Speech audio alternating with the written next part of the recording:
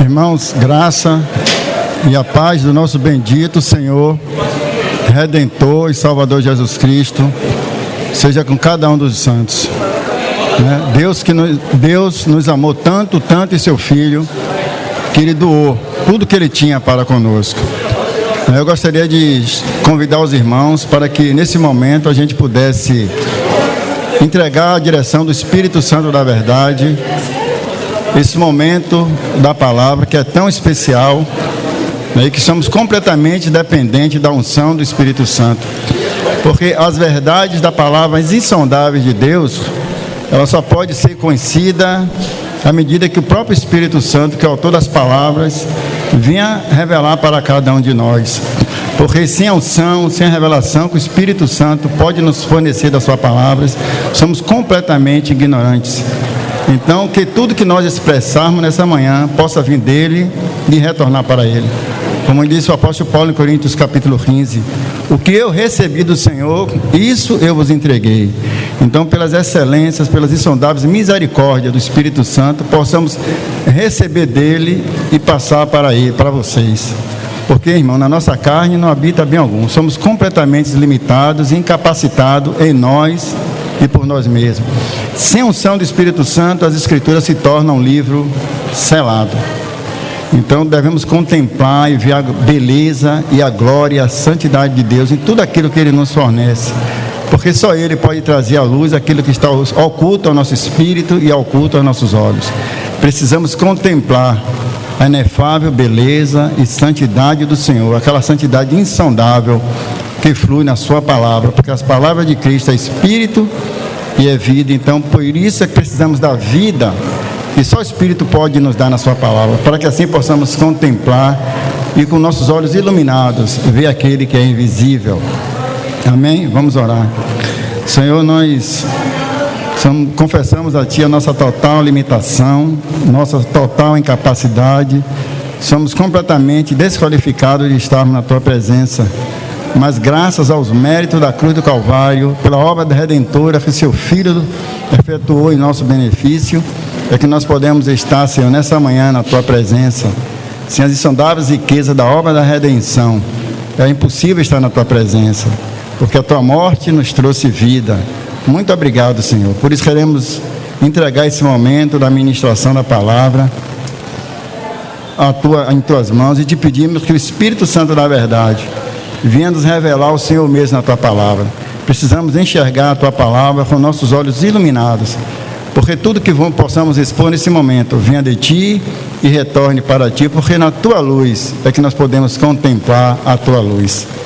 A Ti seja o louvor, a honra e a glória pela tão sublime, gloriosa e exaltada obra da redenção. Amém? Irmãos, dentro das nossas limitações, nós vimos na semana passada que nem a mente humana, nem o intelecto humano, nem a sabedoria deste mundo, ela é capaz, ela é competente de obter um completo e perfeito conhecimento de Deus.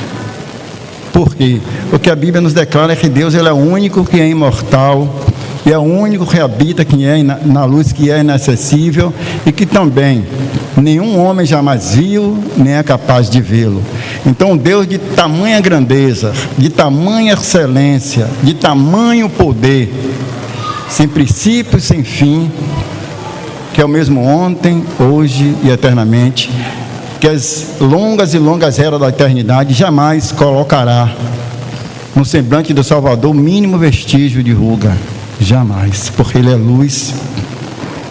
1 João 1:5 diz que Deus é luz e não há nele treva alguma. Isso quer dizer que Deus é isento e completamente separado de tudo aquilo que é impuro, de tudo aquilo que é contrário à sua natureza. Então a nossa capacidade humana, irmão, nós não temos como compreender um Deus de tamanha glória, um Deus magnificamente indizível. Nem a razão humana, irmão, por mais fértil que seja, nem os grandes argumentos dos maiores filósofos que já pisaram nesse mundo e ainda que existe nesse mundo, conseguem descrever, o mínimo que seja, se é que eu posso expressar assim, a majestade eterna de Deus, porque Deus é quem é. Sendo Ele quem é, ninguém pode ter nenhum conhecimento de Deus. porque Deus habita na eternidade. E o homem sendo que ele é limitado, ele é incapaz. Se não fosse a obra da redenção, nós não teríamos nenhum conhecimento de Deus. Porque Deus enviou Cristo para que ele pudesse vir até nós. Então Cristo, quando veio, ele veio nos trazer o Pai. No Evangelho de João, capítulo 1, versículo 16, da sua plenitude, todos nós recebemos o que, irmãos? Graça sobre graça. O que é isso, irmãos? É a plenitude da divindade para nós. Foi isso que Cristo veio trazer. São as suas riquezas insondáveis, pela qual sem elas todos nós seríamos miseráveis. Graça sobre graça. É um tesouro das insondáveis riquezas de Cristo, sendo amontoado em cima de um outro tesouro. São inescrutáveis a grandeza e a glória do amor de Deus para conosco. E tudo isso vem a nós por meio de revelação. Porque a nossa mente ela é atrofiada pela queda. E só podemos conhecer a Deus à medida que Ele vai se revelando.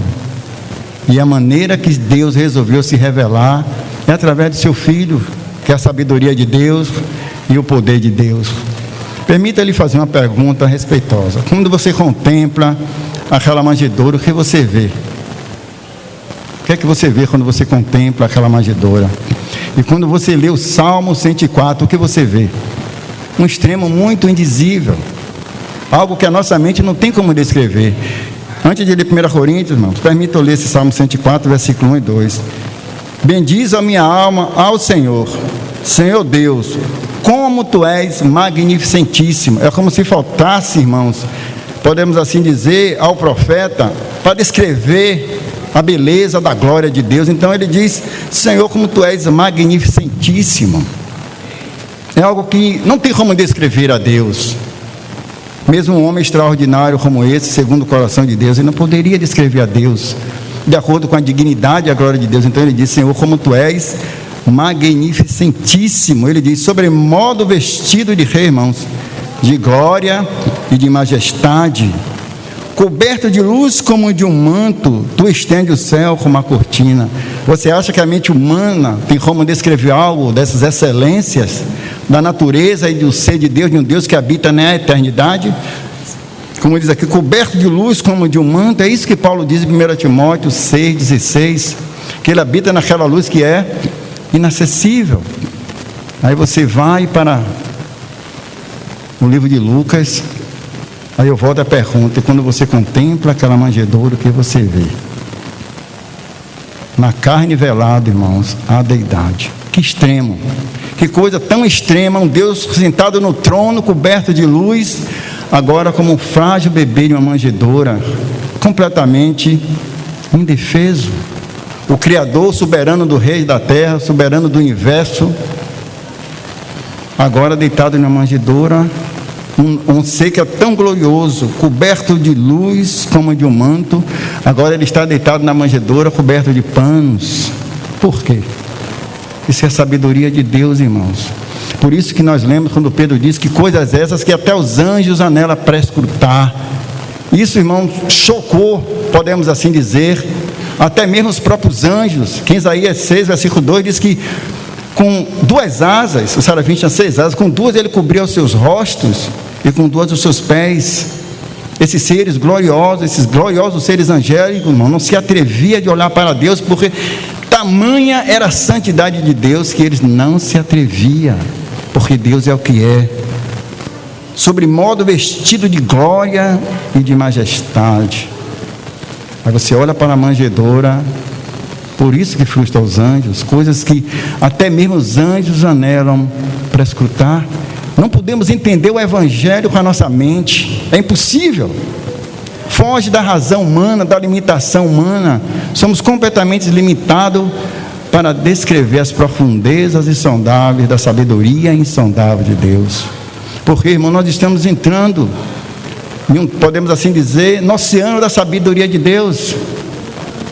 Aquilo que Deus nos revela é algo que nós podemos alcançar.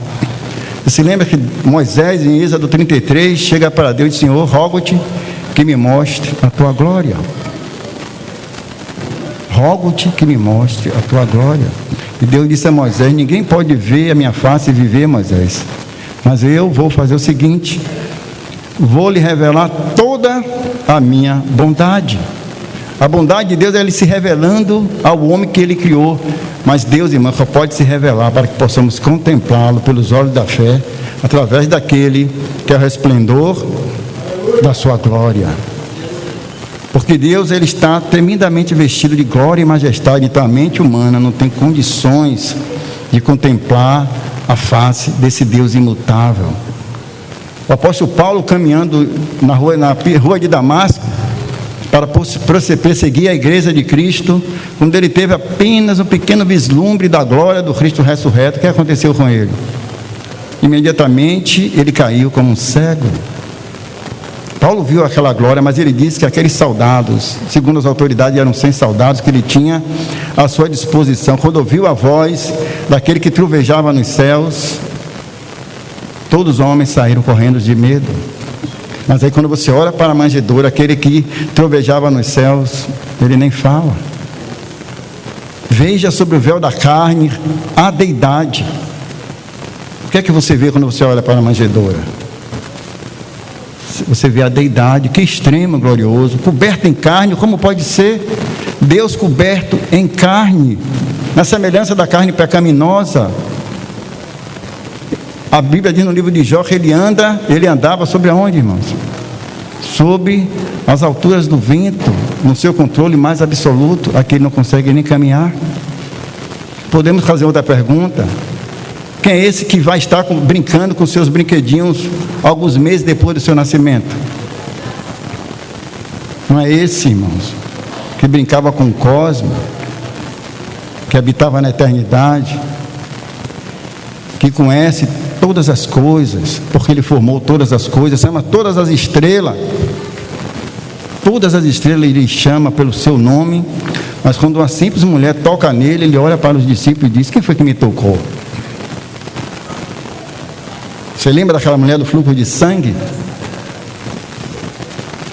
Toca no Senhor, a multidão apertava e comprimia, e aquela mulher, uma fé que não foi produzida nela mesma, porque, irmãos, se temos fé em Deus, fé na Trindade Santa e Bendita, essa mesma fé que nós temos no Senhor, para crer na obra do Calvário, foi o próprio Deus que nos deu. Porque a Bíblia diz que a fé é um dom de Deus, um dom presente. Então Deus gerou a fé no espírito daquela mulher para que ela pudesse crer que Cristo poderia curá-la do fluxo de sangue. Então ela disse: se eu tocar nesse homem, ao menos na orla dos seus vestidos, eu vou ficar curada desse meu fluxo de sangue. E quando ela toca no Senhor, o que acontece? Imediatamente, mais rápido do que um piscar de olhos, aquela hemorragia é estancada. E Jesus pergunta: quem foi que me tocou? Aí o discípulo: Senhor, ficaram espantado. Ele lia os pensamentos daqueles judeus incrédulos. Você lembra quando aquela mulher, serva do Senhor, quebrou o vaso de alabastros? A Bíblia diz que Jesus conheceu os pensamentos daqueles homens, porque ele disse, eles maquinaram nos seus pensamentos. Se esse homem soubesse qual é a mulher que está ali tocando, se esse homem fosse de Deus, ele saberia exatamente quem ele está ali tocando. É uma mulher pecadora. Mas Jesus sabia ali os pensamentos, mas aqui ele está dizendo que ele não sabia quem foi que tocou. Jesus diz: porque de mim saiu virtude. O que é isso, irmãos? É Deus manifestado na carne. Ele, quando ele se encarnou, ele jamais deixou de ser quem ele sempre foi, Deus. Mas aqui ele está na natureza humana. Quantas vezes nós vemos esse Deus que está sentado no trono, coberto de luz, dormindo na polpa de um barco, cansado, faminto. Muitas vezes ele mesmo disse que a sua alma estava completamente angustiada até a morte. Como é que aquele que é a fonte de todo prazer, de todo deleite, sentisse angustiado? Por quê, irmão? Por causa dos nossos pecados. Porque quando ele veio esse mundo, que ele estava naquela manjedoura, ele foi circuncidado ao 8º dia. Ele não tinha pecado. Mas por que ele precisou ser circuncidado? A dor, a tristeza, o gemido o encontrou logo no seu corpo frágil, porque ele foi circuncidado com 8 anos de idade. A lei o tratava como um quê, irmão? Como um pecador. A lei o tratava como um de nós, como um culpado diante de Deus. Mas se ele não tinha pecado, por que a lei o tratava dessa maneira? Você se lembra que ele disse a João Batista quando ele foi se batizar? me batize, porque a mim me convém cumprir toda a lei. Ele veio passar tudo isso por nós. Aquele Deus que estava sentado no seu trono de glória e de majestade, começa a sentir dor. Por quê, irmãos? Porque Ele era o nosso substituto. Porque se Ele não viesse cumprir toda a lei na semelhança da carne pecaminosa, nós não poderíamos nos chegar até Deus. Essa é a infinita sabedoria de Deus. Se você não for ler, mas salvo engano, está no livro de Jó 26, versículo 12 e 28. Jó faz a extraordinária pergunta. O próprio Deus faz a extraordinária pergunta: onde está a sabedoria? Onde está o lugar do conhecimento?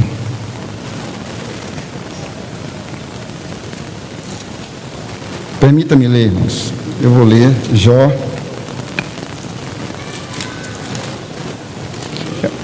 28, 12. Quiser ler, pode ler, irmãos. 28, 12 e o versículo 20.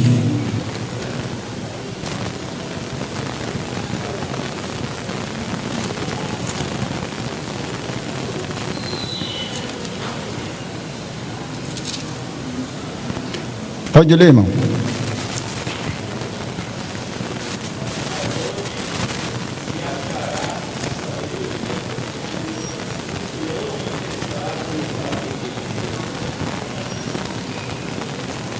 Onde se achar sabedoria, onde achar o lugar do entendimento? Colossenses, vou ler Colossenses capítulo 3. Pode ler, irmão, versículo 20.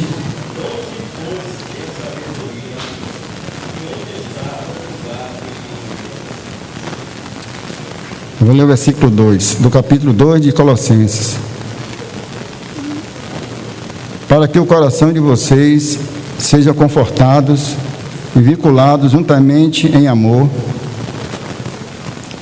e eles tenham toda a convicção, toda a forte convicção de entendimento, para compreenderem plenamente o mistério de Deus, Cristo, em quem onde todos os tesouros da sabedoria e do conhecimento estão ocultos. Em Cristo que você pode desfrutar da beleza, da majestade e da glória, da sabedoria de Deus. Porque, volto a dizer, não temos como conhecer esses tesouros insondáveis.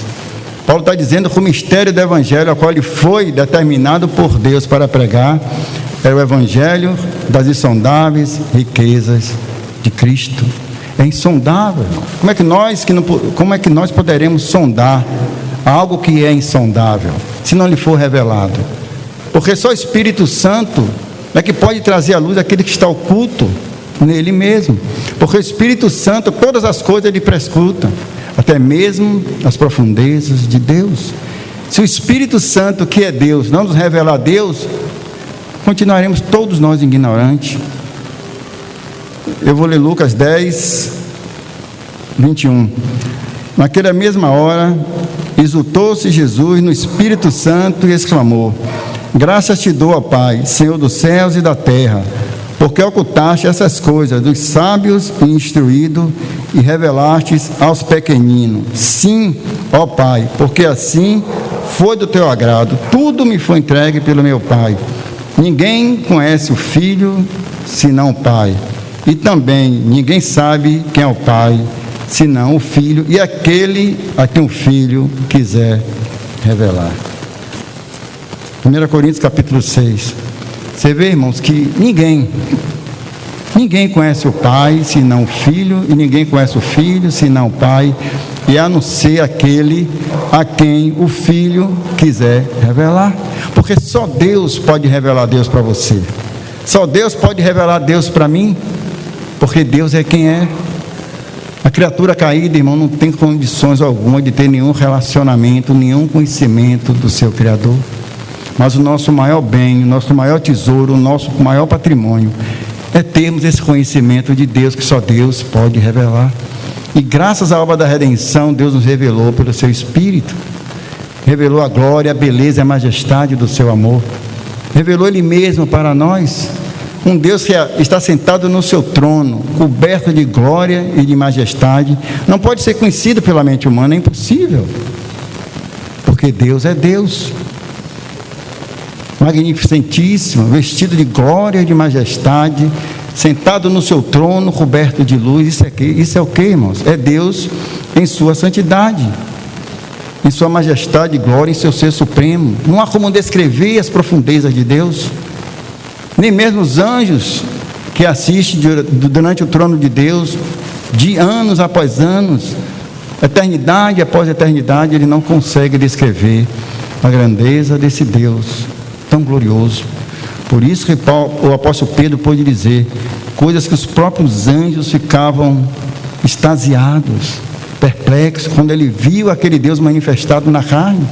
Isso é o mistério da piedade. Não tentemos entender com a nossa mente o mistério da piedade, porque não temos como entender. Paulo pôde dizer: grande é o mistério da piedade, Deus manifestado na carne.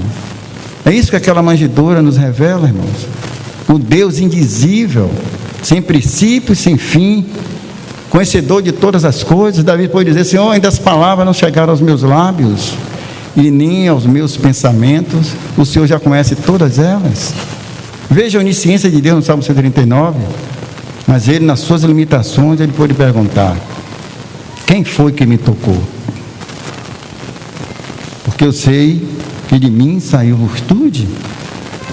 É Cristo, irmão, na sua natureza humana, mas sem pecado. É Cristo nas nossas limitações. Você observa que ele chorou no sepultamento de Lázaro. Aí você pode dizer: mas Deus chorando? Como é que pode? Como pode ser isso? Ele chorou sobre Jerusalém.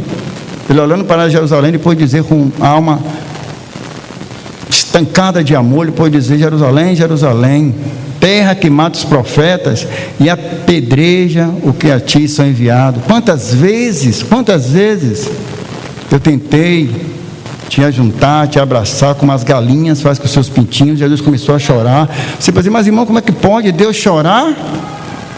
Como é que pode isso? É Deus manifestado na carne, irmãos. Não temos como entender. Ele se despojou de si mesmo, desceu da sua glória, do seu trono coberto de glória e de luz, que ele estava vestido de majestade, para vestir a nossa carne, a nossa natureza, porque ele é espírito. Mas ele se encarnou para poder nos erguer até ele. Então ele pôde dizer: quantas vezes, incontáveis vezes, irmãos, porque aqueles homens que se julgavam conhecedores da lei de Deus, se consideravam saber tudo sobre Deus, provaram exatamente com a sua incredulidade que eles, pela sua própria mente, eles não poderiam ter conhecimento de Deus. Aquele homem que eles desprezavam, que era mais desprezado entre os homens, homem de dores, que sabia o que era padecer, que as pessoas olhavam para ele, nenhuma beleza havia para que desejasse. Era o Deus manifestado na carne. Por que eles não viram? Porque não lhe foram revelados. Porque, irmão, você só pode ver a beleza de Deus, a santidade da glória de Deus manifestada na natureza do Verbo encarnado, se você tiver seus olhos abertos, como aconteceu com Simeão, como aconteceu com Ana, como aconteceu com aqueles simples pastores de Belém, como aconteceu com aqueles 3 reis magos.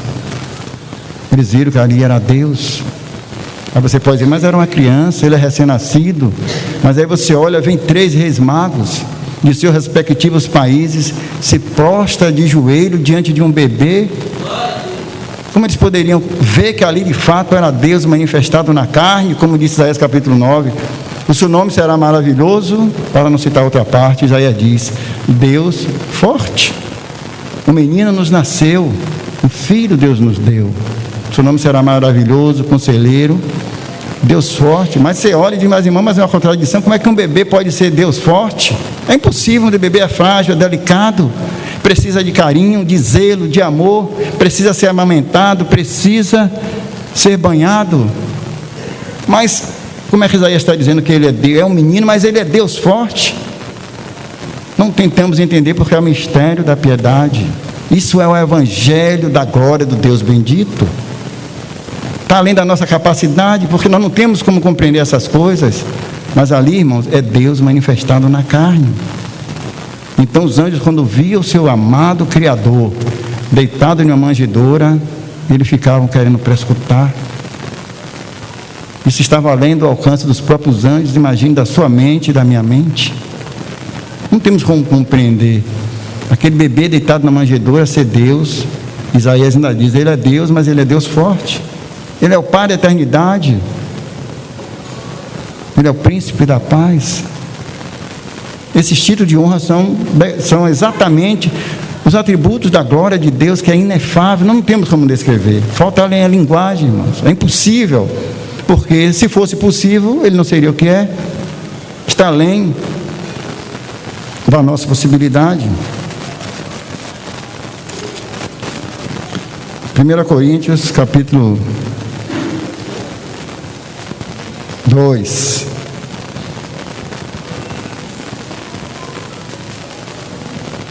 A partir do versículo 6. Entretanto, expomos a sabedoria entre experimentados, não porém a sabedoria deste século, menos os poderosos desta época, que se reduzem a nada. Mas falamos a sabedoria de Deus em mistério, outrora oculto. Paulo poderia dizer, na nossa mentalidade, mas falamos a sabedoria de Deus.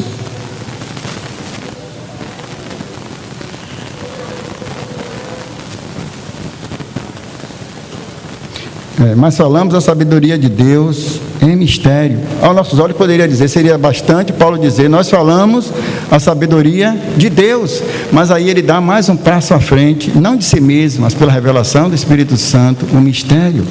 Por ser um mistério, irmãos, é a sabedoria de Deus. Por ser a sabedoria de Deus e ser o mistério de Deus, ela precisa ser revelada. E a sabedoria de Deus, o mistério de Deus não pode ser revelado. Você não pode ter conhecimento se aquele que é o mistério de Deus não lhe revelar. Cristo é o mistério de Deus, Cristo é a sabedoria de Deus.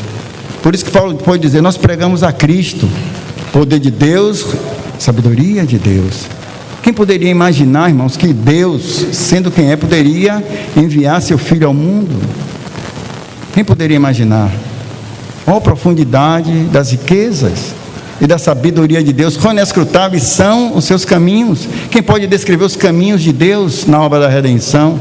A maneira que Deus usou para reconciliar vis pecadores, para ser coparticipante da sua santidade, da sua natureza divina, para que pudesse herdar as glórias eternas que nos aguarda, sem mérito, sem merecimento algum. Deus enviou seu Filho para aquela cruel e morte de cruz. Aí é a sabedoria de Deus. Veja o versículo 9. Sabedoria essa que nenhum dos poderosos deste século conheceu, porque se tivesse conhecido, jamais teria crucificado o Senhor da glória. Parece algo extraordinário, irmão. Se tivesse conhecido, jamais teria crucificado o Senhor da glória. Como é que pode ser o Senhor da glória crucificado?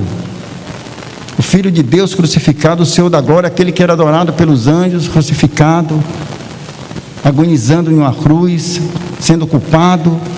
Deus fez cair sobre ele a iniquidade de nós todos, o Senhor da glória. Pedro pregando em Jerusalém aquele extraordinário sermão, no capítulo 3, versículo 15 em diante, ele pode dizer: vós mataste o santo e o justo. A criatura matou seu Salvador, o pecador matou aquele que é santo, o homem pecador, que é a fonte de toda injustiça, matou a fonte da justiça. Quem pode descrever essas coisas? Vós mataste o santo e o justo e pediste que vos desse homicida. Mas ele disse: do qual Deus os ressuscitou dos mortos, da qual nós somos testemunho. A ressurreição de Cristo foi a coisa mais extraordinária que já existiu nesse mundo, irmãos. Quem poderia imaginar o imortal morrendo, o autor da vida sendo sepultado? Quem poderia descrever? Coisas que até os anjos anelam para escutar. Isso deixa-os extasiados, quanto mais a você e a mim. Coisas que os anjos anelam para escutar, o que? A encarnação do Filho de Deus. Encarnação do Filho de Deus. A entrada do Verbo eterno no ventre da criatura como um embrião. O nascimento do Criador. Ele não passou a ter existência quando ele nasceu nesse mundo, porque Malaquias diz que ele é desde os tempos eternos. E o Salmo também diz que de eternidade a eternidade ele é Deus. o movimento completo, irmão, que inclui a encarnação do Filho de Deus, a crucificação do Verbo divino, a morte do imortal, o sepultamento do autor da vida e a ressurreição do príncipe da glória. Coisas que os anjos anelam para escutar. E eu creio, irmãos, que dentro das minhas limitações ele não conseguiu para escutar na sua dimensão, na sua grandeza, na sua extensão, porque é indizível, é as profundezas de Deus. Só a sabedoria de Deus poderia prover o meio de salvação e redenção quando os homens caíram. É impossível. Quem pôde dar esse tipo de conselho a Deus quando os homens pecaram?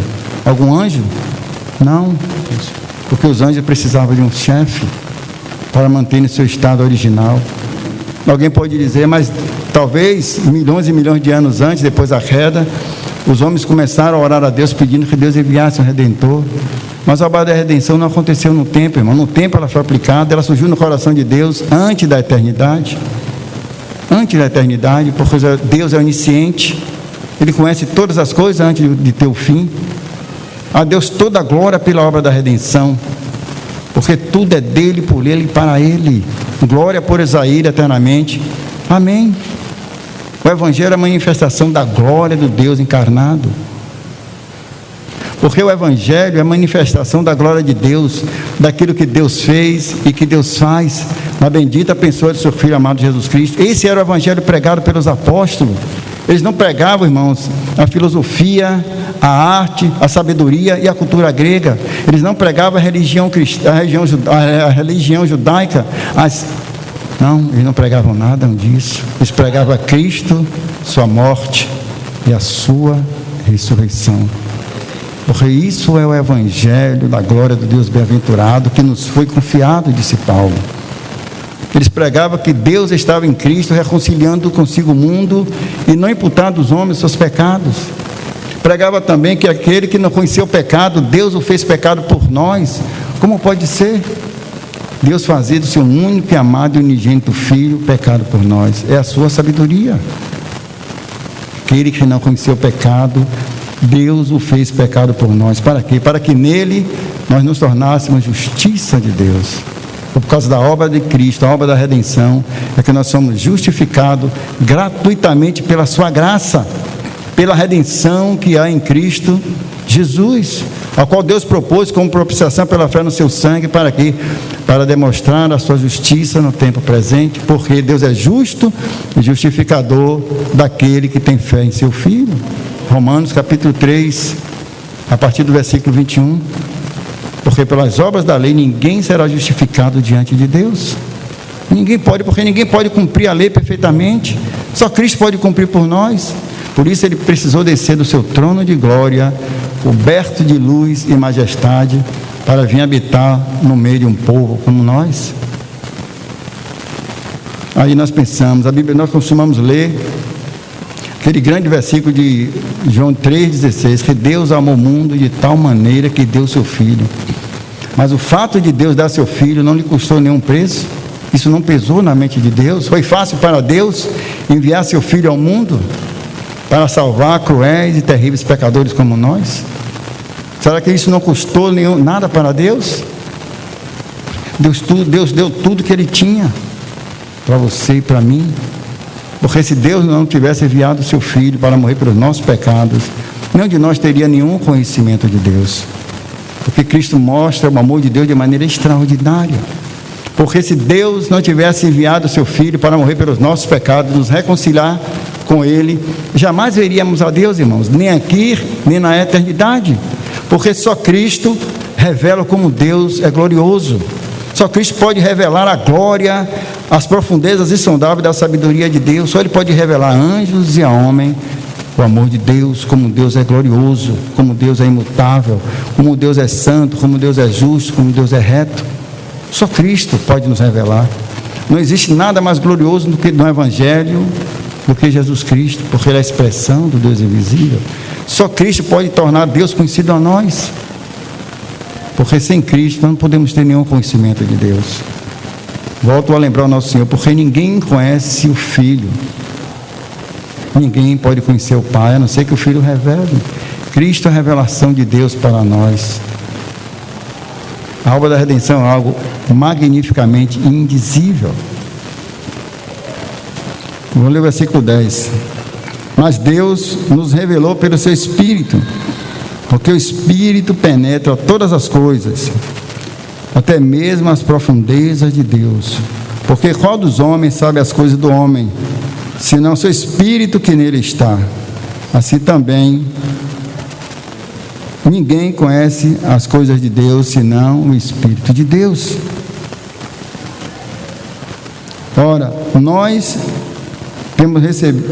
não temos recebido o Espírito do mundo, e sim o Espírito que vem de Deus, para que conheçamos o que nos foi dado gratuitamente. Disso também falamos, não em palavras ensinadas pela sabedoria humana, mas ensinada pelo Espírito, conferindo coisas espirituais com as espirituais. Paulo faz uma pergunta aqui extraordinária. Ninguém conhece o Espírito do homem, senão o Espírito que nele está. O que Paulo está dizendo com isso? Você tem um pensamento, eu tenho outro pensamento. Eu não sei se você está concordando comigo ou não. Então só você conhece os seus pensamentos. Você não sabe o que eu estou pensando sobre você, o que eu penso sobre você, da sua vida em Cristo, a não ser que eu lhe revele, porque ninguém sabe as coisas do homem, senão o Espírito do homem que nele está. Aí Paulo diz, da mesma coisa é, ninguém conhece as coisas de Deus, senão o Espírito de Deus que nele está. Então só Deus, irmãos, pode nos revelar Ele mesmo. Por isso foi que Jesus, quando esteve aqui, disse, ninguém conhece o Pai. Não podemos conhecer a Deus, porque Deus é Espírito. Só podemos ter esse conhecimento preciso de Deus por revelação. E Deus já nos revelou Ele mesmo, porque o Espírito Santo prescruta todas as coisas, até mesmo as profundezas de Deus, o que está no seio de Deus. Só o Espírito Santo pode nos revelar, para que possamos adorá-lo, para que possamos glorificar esse Deus que habita em luz inacessível, mas que se humilhou tanto, tanto para nos erguer até Ele. Por isso que Ele veio, porque nós não poderíamos ir até Ele. Então Ele nos deu tudo que nós precisamos. As suas riquezas são insondáveis, porque são as riquezas de Cristo. E sem essas riquezas insondáveis de Cristo, irmãos, todos nós continuaríamos naquele estado de miséria, uma vida sem Deus, porque não existe mais nada terrível do que viver neste mundo sem esperança e sem Deus. Mas nós que temos o Espírito de Deus, podemos conhecer aquilo que nos é dado gratuitamente por Deus, porque aquele que se une ao Senhor é um espírito com Ele, e aquele que não tem o Espírito de Cristo, esse tal não é dele, e não sendo dele, não pode ter nenhum conhecimento das riquezas insondáveis de Cristo. Mas graças a Deus que a igreja tem esse conhecimento de Deus, porque Ele foi dado gratuitamente no amado. Amém? Vamos orar, irmãos. Senhor, te damos graças por tamanha graça recebida em seu Filho. Obrigado por esse dia, por essa manhã, de que podemos estarmos juntos em comunhão com o Senhor, com a sua palavra. Que o Senhor continue nos revelando mais e mais da sua pessoa, da sua glória, da sua majestade. Que possamos, Senhor, estar cada vez mais cheio da pessoa de seu Filho.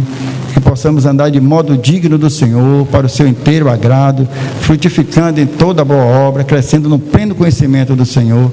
E que o Senhor se revele mais e mais para nós. Que o Senhor continue nos edificando, porque só o Senhor mesmo pode edificar a tua igreja.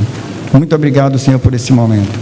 Irmãos, que Deus continue vos abençoando, enriquecendo cada um de vocês com a plenitude de Cristo, e que Deus continue se revelando para vocês dia após dia. Amém?